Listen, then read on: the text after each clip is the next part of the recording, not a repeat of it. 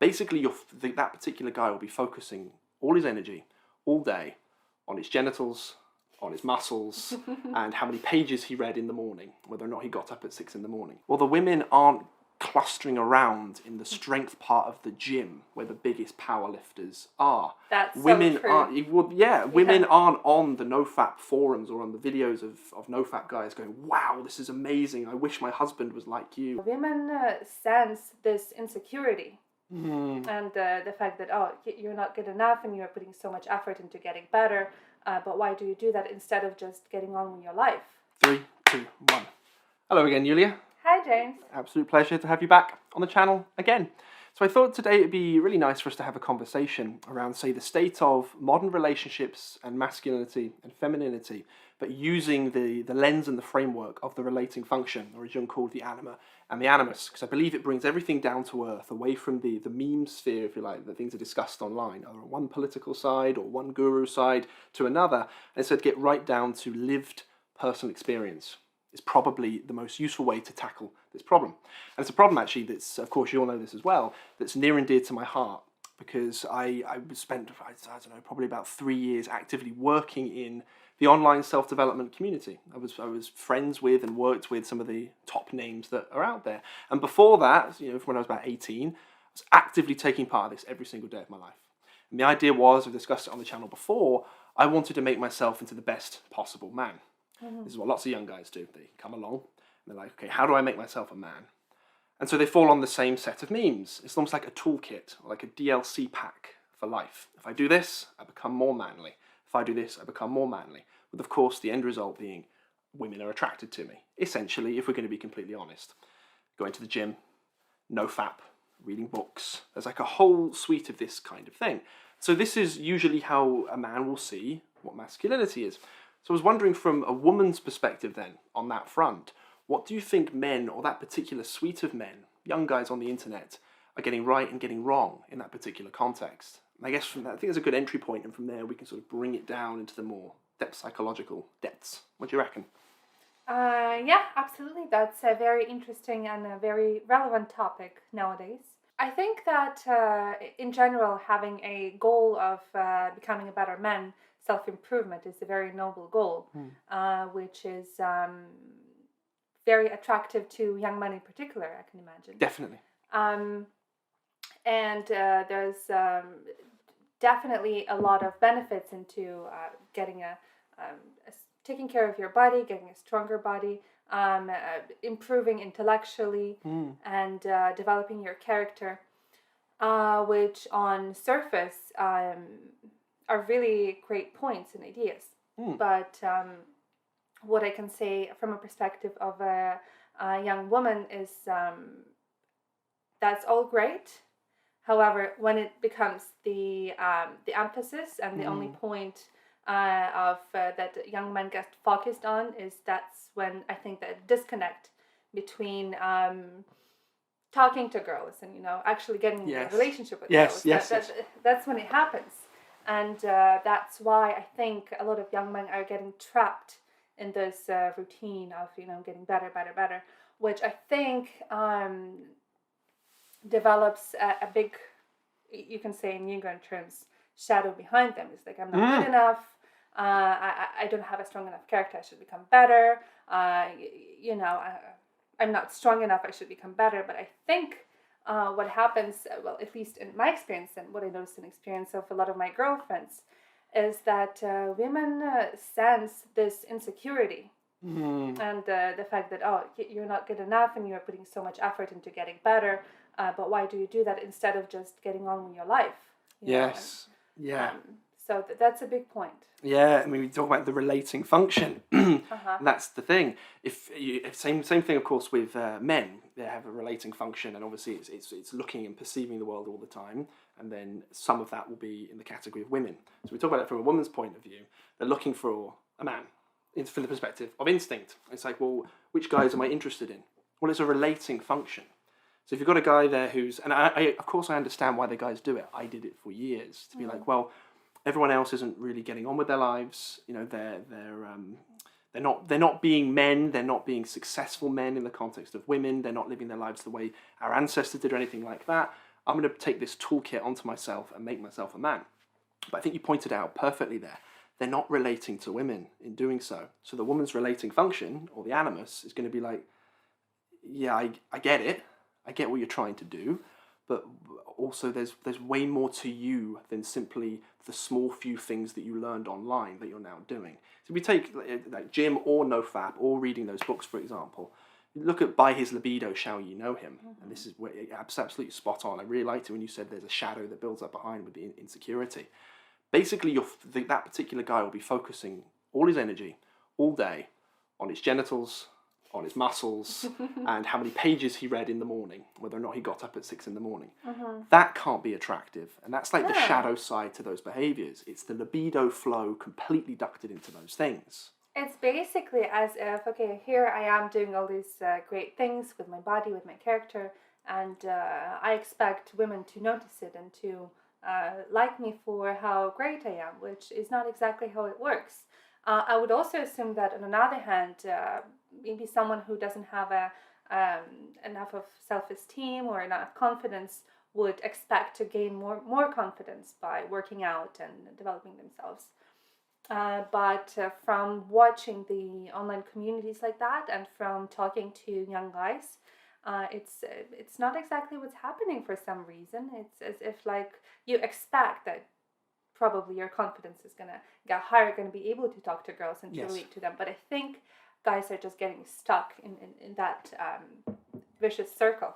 Yes, that's the primary, without a doubt, NoFap benefit that people colloquially report. It's like, well, I feel better in myself. And obviously that's then attributed to the psychobiological effects of what's called semen retention. I'm highly, highly, highly suspect of that, purely from an evolutionary perspective. It seems to me more a case of, I did something.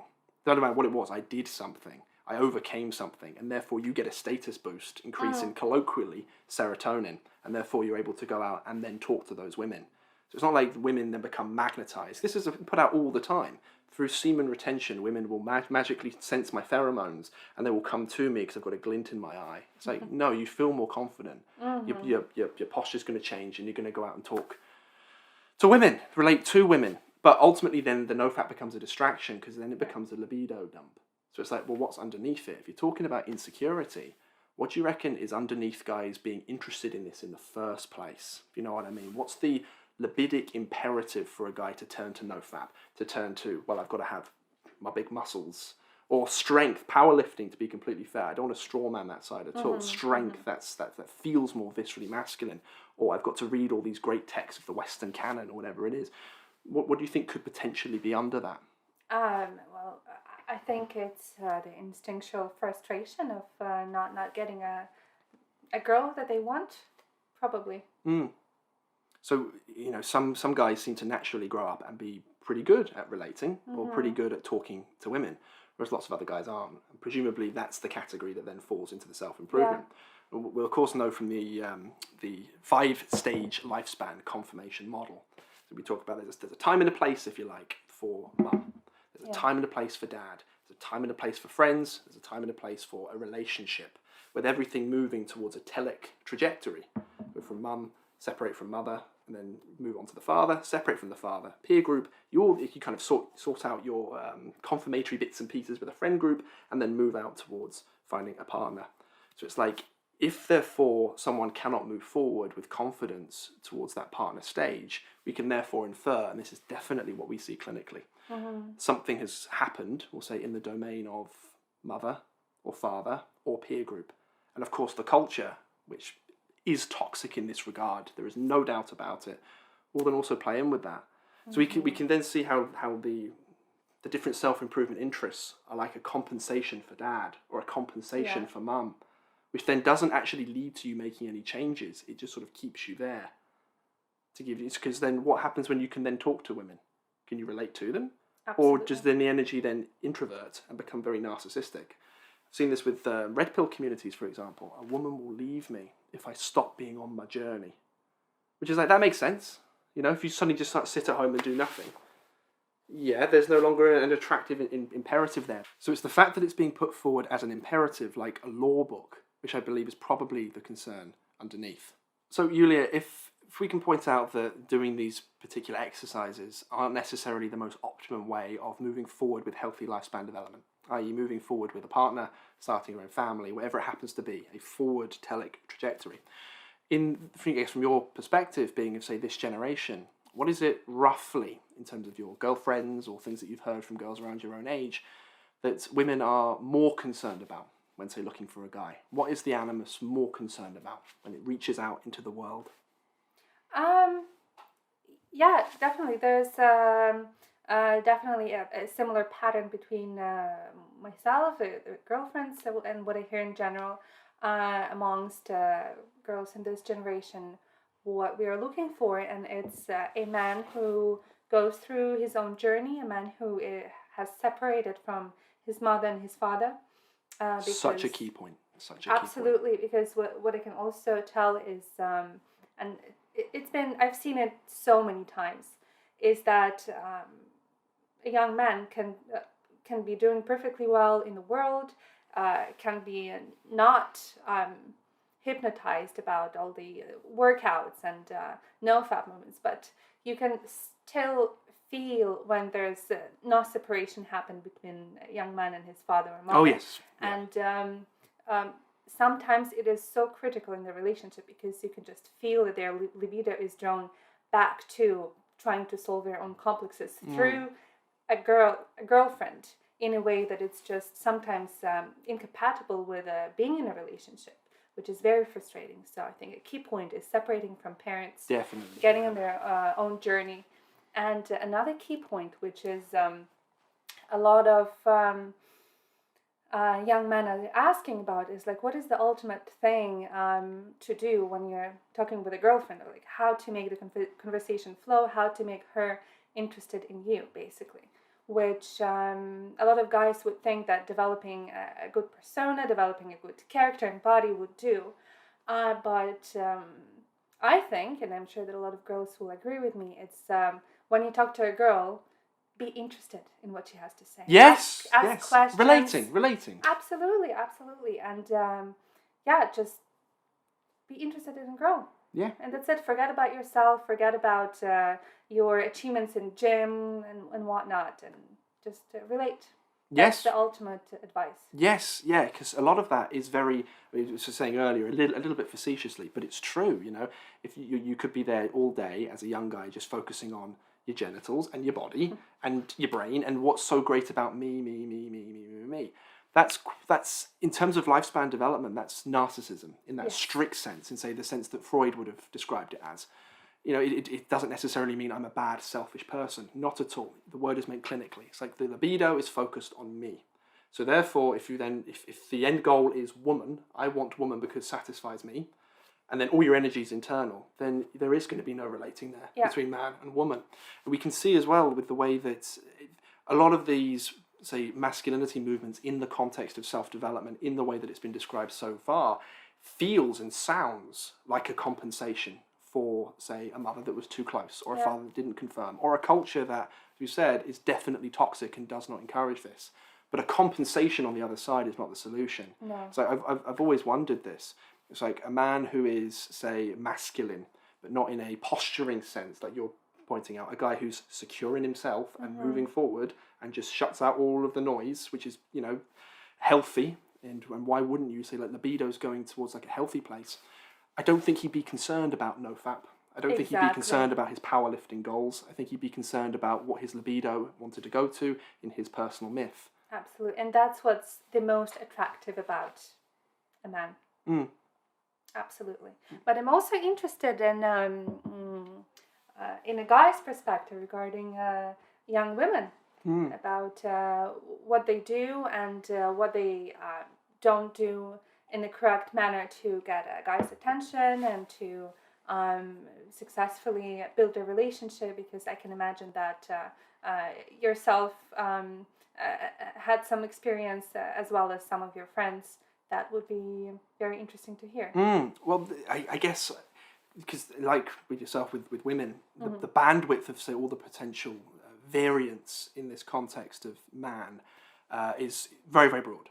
So the demographic that I come from and that I've worked with are usually those guys who are interested in this kind of thing. It's like, well, how does this type of guy perceive women?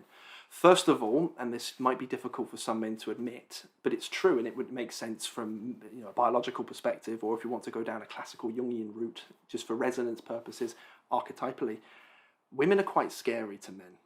They're quite scary. Obviously, that will depend on your upbringing. But a woman will present, it doesn't matter what type of woman it is either, very, very, say, traditionally attractive or not so much, whatever that bandwidth is, they present as being intimidating. It's like, it's not quite a fight or flight response comes on when, say, talking to a girl, but it's more of an introversion immediately of libido. You can catch it. It's like, zoom, zoom, you watch yourself.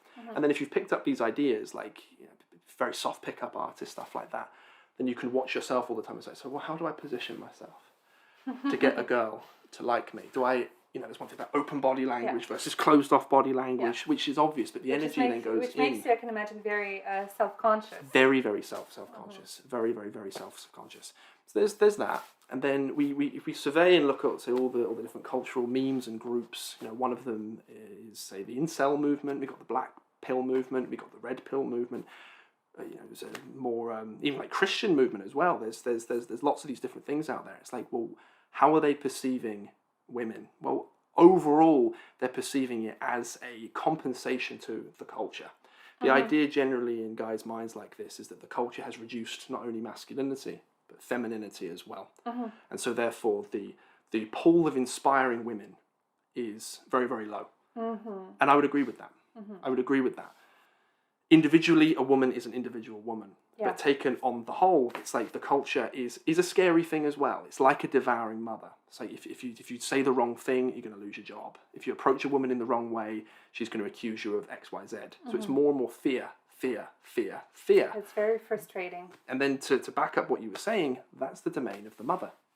That's definitely the mother. When you're so scared of the world, you're so scared of living, so scared of moving forward, and talking to women is like biologically the definition of moving forward, especially when you're teen, early 20s, you're afraid of life.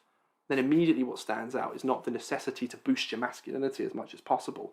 It's a necessity to break away from the mother in all of its forms that might ignite that mother complex within yourself, if that makes any sense. Yeah, definitely. And I think that's a very helpful perspective for a man to have, because when you have more context about the culture and your possibly unconscious position within it, knowing the context might help someone to break away from the hands of the mother, so to say.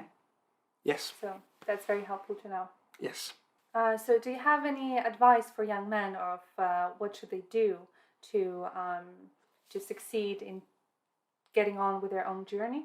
Yeah, it's a case of psychological hygiene, if you want to make it as simple as possible, which is a difficult thing to say when you've learned a lot of stuff and you perceive the world in a particular way, like the culture's hostile, or women are hostile, or this is the way a man should be. But really, it's a case of hygiene and to strip it away, to be like, well, when you came out of the womb, you were normal and we'll say uncorrupted by ideas. They say uncorrupted, it might sound like a harsher word, but it's kind of true. It's like you're not shaped by these ideas. If you scrape them aside, the world becomes clearer. For example, you become clearer in what you're after and what you want. That's, say the story of the personal myth, trying to distill out who you are. But it also reveals what women want as well, from their own biology, right down at that sort of deepest level. And then it becomes clear, really crystal clear. Because you can just do, if you're, say, a thinking type or an intuitive thinking type, do a meta-analysis. Be like, well, the women aren't clustering around in the strength part of the gym where the biggest powerlifters are. That's women so true. aren't. Women aren't on the NoFap forums or on the videos of NoFap guys going, wow, this is amazing. I wish my husband was like you, or something like that. Then they're not encouraging, happy wives or whatever don't encourage their husbands to read this massive long reading list that you got from one particular guru on the internet. It's like, it's pretty clear what women are after, and they're after a guy who can relate with them and they can relate reciprocally to. And relating doesn't mean being a nice guy either. It doesn't mean just being wonderfully nice and gentlemanly or anything like that. It's a free flow of energy and information between two human beings, and you bring with it your entire experience as a man. And every man has their, as of course women do as well, in this context, every man has their own experience and story that they can bring forward. And if they have that within them with integrity, without the ideas people have picked up, diverting libido here, here, and here, like, oh, is my body language good enough? Are my arms big enough? I haven't held in my semen for 8 days yet. I relapsed last night. If there's not any of those distractions, the anxiety will tweak and go away, because that's the process then of finding your own masculinity away from the mother and all the forms the mother appears in the culture. But I don't know if you would necessarily agree with that from a woman's perspective. I would totally agree with that, and especially because the skill of relating is so much more multifunctional in that way. Because, for example, if what you primarily focus on is going to the gym, waking up at the same time, and practicing nofap, then there's only a limited amount of things that you can do with these things in real life. Whilst with relating, you can be good in relationships, you can be good at your job, you can be good in social situations with your family, with other people. There's so many things that are beneficial in that way. And you can analyze in real time your position in this world and what's the best way to get where you want to get in that regard. So I totally agree with you. All right, so thanks very much, Yuliya, for joining myself today. I really enjoyed this conversation, and I hope it's useful for guys who are watching. On the point of discovering your own personal myth, highly encourage you guys, if you're caught up in this type of stuff, to check out the Personal Myth Guide. There's a link in the description down below. That gives all the information written by our very own Steve Richards. That helps you with that distillation process of removing ideas, we say broadly in the range of complexes that have constrained your own relating function, or your anima complex, if you are a guy. Instead, return back to your essential nature. And your essential nature is the most important thing for someone to be in touch with. And anyone can feel that. It doesn't matter how in touch with it that they are. They understand that they're looking to be, from a man's perspective, the best man that they can be. But as you know, we've discussed today, the best man that you can be is yourself at the end of the day, in a non-wishy-washy fashion either, because complex speaking come out and go, well, I'm not good enough. And it's like, what part of you would want to try and hold you back with that kind of talk? You've got the DNA of 3.5 billion years of ancestors, not all of which human, which is pretty cool, living within yourself. It's like, that's what we're getting in touch with. That's you, in every single cell of your body. So hopefully that's useful for you guys. If you're looking to take your study of depth psychology and personal development to the next level, using Steve and Pauline's 40-year-long clinical experience as your personal guide, then make sure you check out Jung To Live By's flagship offering, Discover Your Personal Myth Ultimate Handbook. For anyone who has a calling deep in their very genome to become who they truly feel they should be, this guide is utterly indispensable. Pick up your copy today and make 2021 the year you truly begin to become yourself.